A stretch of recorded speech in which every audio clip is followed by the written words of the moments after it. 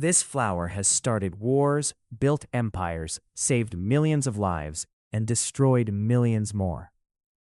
It's been a sacred gift from the gods, a tool of colonial genocide, a symbol of fallen soldiers, and the raw material for the most powerful painkillers in modern medicine, sometimes all within the same century. And every spring, it blooms in fields across the world as if none of that ever happened. Before anything else, it's worth spending a moment with the poppy itself, because the flower is easy to underestimate. It's small, paper-thin, and the petals fall off almost as soon as you look at them. A single flower often lives for just 2 or 3 days, and yet the plant produces seed pods that can lie dormant in the soil for decades, even centuries, waiting for the right conditions to germinate. There's a reason they appeared so suddenly and in such extraordinary numbers on the battlefields of Flanders after the First World War. The churned and broken earth had woken up seeds that had been sleeping there for years. There are hundreds of species of poppy growing in wildflower meadows, roadsides, and mountain slopes across Europe, Asia, and beyond. Most of them are completely harmless. Only one species, Papaver somniferum, the opium poppy, contains the compounds that have shaped so much of human history. Its Latin name translates roughly as sleep-bringing poppy, which is either a gentle description of its sedative properties or, depending on how you look at it, a rather large understatement. The milky sap that oozes from a cut in the unripe seed pod is raw opium. People have known about it for an extraordinarily long time. The earliest known cultivation of opium poppies was in Mesopotamia, around 3400 BC, by the Sumerians, who called the plant Hul Gil, the joy plant. Clay tablets found at their spiritual center, south of modern-day Baghdad, described collecting poppy juice in the early morning and processing it into opium. The Sumerians passed their knowledge to the Assyrians, who passed it to the Babylonians, who passed it to the Egyptians. Like a relay race across 5,000 years of civilization. The Egyptians cultivated their own fields of opium poppies around 1300 BC, and the trade was restricted to priests, magicians, and warriors. It was too powerful for ordinary people. Its invention was credited to Thoth, the god of wisdom, and it was said to have been given by the goddess Isis to the sun god Ra to treat a headache. Even the gods, apparently, needed a painkiller. The Greeks knew it well. Demeter, the goddess of the harvest, was said to have consumed poppies when her daughter Persephone was abducted into the underworld, to help her sleep and forget her grief. Hypnos, the god of sleep, was depicted holding a poppy in his hand. The connection between this flower and the idea of unconsciousness, forgetting, and the border between life and death runs through ancient Greek culture like a thread. Homer mentions it in the Odyssey, describing a drink that causes people to forget all their sorrows. Greek and Roman physicians used it to manage pain before surgery, knowing the risks, but having very little else that worked. It was also mixed with hemlock to ensure a quick and painless death for condemned prisoners. The ancient world's version of anesthesia and lethal injection rolled into the same plant. Hippocrates, who is still considered the father of medicine, acknowledged its usefulness as a painkiller while trying to strip away its more supernatural associations. He was fighting a losing battle. Opium's mystique was already too deeply embedded to be explained away by rational medicine. Jump forward to the 18th century, and the poppy had traveled along the Silk Road from the Mediterranean to China, where it was used as a medicine. What happened next is one of the most cynical episodes in the history of trade. By the start of the 19th century, the British were deeply in love with Chinese goods, tea, silk, porcelain. But China had no interest in buying anything Britain made in return, and would only accept payment in silver. Britain's silver reserves were steadily draining away. The solution the British East India Company came up with was breathtaking in its disregard for human consequences. They began growing opium in British-controlled India and smuggling it into China illegally, demanding payment in silver. By 1839, opium sales to China were paying for the entire British tea trade. By 1840, there were millions of opium addicts across China, sustained by illegal British imports. The Chinese government was watching its population become dependent on a drug imported by a foreign power, and its silver flowing out of the country in the opposite direction. In 1839, the Chinese emperor had finally seen enough. He sent Commissioner Lin Zexu to Canton to end the trade. Lin seized and destroyed over 1,000 tons of British opium stockpiled in warehouses. The British government responded by sending a naval expedition to force China to pay reparations for the destroyed drugs and to guarantee the continuation of the opium trade. This was the First Opium War. Britain won. China was forced to pay a massive indemnity, cede Hong Kong to Britain, and open more ports to Western trade. The opium trade continued. A second war followed less than 15 years later, and China was forced to legalize opium entirely. In China today, this period is taught as the beginning of what is called the Century of Humiliation, the era in which China's sovereignty was dismantled piece by foreign powers.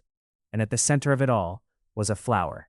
Lin Zexu, the commissioner who had tried to stop the trade and failed, wrote a letter to Queen Victoria asking how Britain could push a substance onto China that was banned in Britain itself. The letter never reached the Queen. It didn't matter.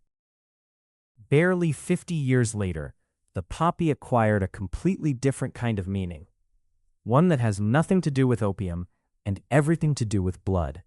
In April 1915, a Canadian doctor and soldier named John McCrae was serving near Ypres in Belgium, in the middle of one of the most devastating battles of the First World War. His close friend and fellow soldier, Alexis Helmer, was killed in the fighting and buried in a makeshift grave. Wild poppies were already blooming among the graves and the shell craters. The battlefield at Flanders was churned, broken earth, exactly the kind of disturbed soil that poppies thrive in. They were often the only spots of color in a landscape of mud, ruin, and bomb craters. McCrae wrote a poem that evening. He sent it to a magazine in London, which rejected it. A journalist visiting the field hospital took a copy and brought it to Punch magazine, which published it anonymously in December 1915. Within months, it had become the most famous poem of the war.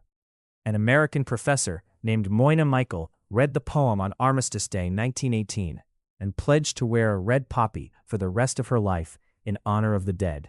She began campaigning for the poppy to be officially adopted as a symbol of remembrance, distributing silk poppies to her colleagues and lobbying veterans organizations. By 1921, poppy sellers had appeared on the streets of London ahead of Armistice Day, and the practice spread throughout the British Empire within years. Today, red poppies are worn across the Commonwealth and in the United States every November, a tradition that started with a field of wildflowers growing in a battlefield in Belgium and a doctor who couldn't save his friend. There's a detail in this story that carries an extra layer of meaning. In Dutch, the poppy is called slaapbol, the sleeping ball, because it is related to the opium poppy, the source of the morphine that was being administered to wounded soldiers all around McCrae as he wrote, "The symbol of remembrance and the drug used to dull the suffering of the dying were growing from the same family of plants." This brings us to the part of the poppy's story that is most relevant to people alive today, because the same compounds that made opium so dangerous for 5,000 years are also the foundation of modern pain management. In 1803, a chemist isolated the principal active ingredient in opium resin. He called it morphine after Morpheus, the Greek god of dreams.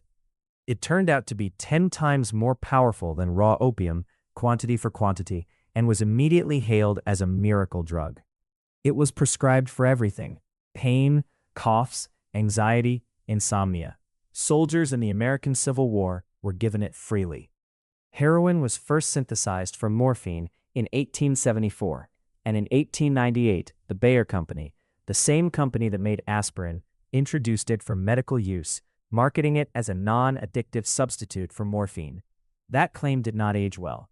What we now know is that these compounds work by binding to specific receptors in the nervous system that regulate pain and reward. In the right dose, they are the most effective painkillers ever discovered. There is still nothing that works as well as morphine for severe acute pain. In the wrong dose, or over a prolonged period, they are profoundly addictive, and withdrawal is one of the most physically brutal experiences a human being can go through. The opioid crisis that has devastated communities across the United States and elsewhere over the past 2 decades is, at its core, the same story that played out in China in the 19th century: a powerful substance, aggressively pushed for profit, creating dependency on a scale that overwhelmed the systems meant to contain it. The names changed, The mechanisms didn't. The final chapter in the poppy's modern story is still being written in the mountains and valleys of Afghanistan. Before 2021, Afghanistan produced more than 90% of the world's illicit heroin. More land was under opium cultivation there than under coca in the whole of Latin America. The opium economy touched every layer of Afghan society. Farmers who had no other viable crop, warlords who taxed the trade, government officials who looked the other way, and insurgents who used the profits to fund 20 years of conflict. The only force that proved capable of shutting it down was the Taliban itself. In July 2000, Taliban leader Mullah Omar declared that opium was un-Islamic and banned poppy cultivation. Afghan farmers, afraid to disobey, stopped planting almost immediately. Cultivation dropped by 90% within a year. Then the U.S. invasion in 2001 disrupted everything, and production exploded again. Decades of Western military presence and billions of dollars spent on eradication programs made almost no lasting difference. In April 2022, after returning to power, the Taliban banned poppy cultivation again. By 2023, cultivation had dropped by around 95%, from 233,000 hectares to just over 10,000. The global heroin supply collapsed. Opium prices spiked from around $100 per kilogram to over $700. The consequence of this, which nobody is quite sure how to address, is that hundreds of thousands of Afghan farming families lost their primary income overnight in one of the poorest countries on earth. The plant that sustained them was the same plant fueling addiction elsewhere in the world. There are no clean answers here, only trade-offs between different kinds of harm. The poppy does not know any of this. It doesn't know that ancient priests considered it a gift from the gods. It doesn't know that an empire sent warships to protect its trade. It doesn't know that a Canadian doctor wrote a poem about it in a muddy field in Belgium, or that the poem is still read aloud in schools every November. It doesn't know that its compounds are in the painkillers that allow people to survive surgery, or that its cultivation has financed wars and corrupted governments and destroyed families. It just blooms, drops its petals after a day or two, sets its seeds, and waits. It has been doing this for millions of years, through everything human beings have ever thrown at each other. And it will keep doing it long after whatever mess we are currently making has been cleared away. There is something almost clarifying about that. A flower of extraordinary beauty, carrying one of the most complicated histories in the natural world, completely indifferent to all of it.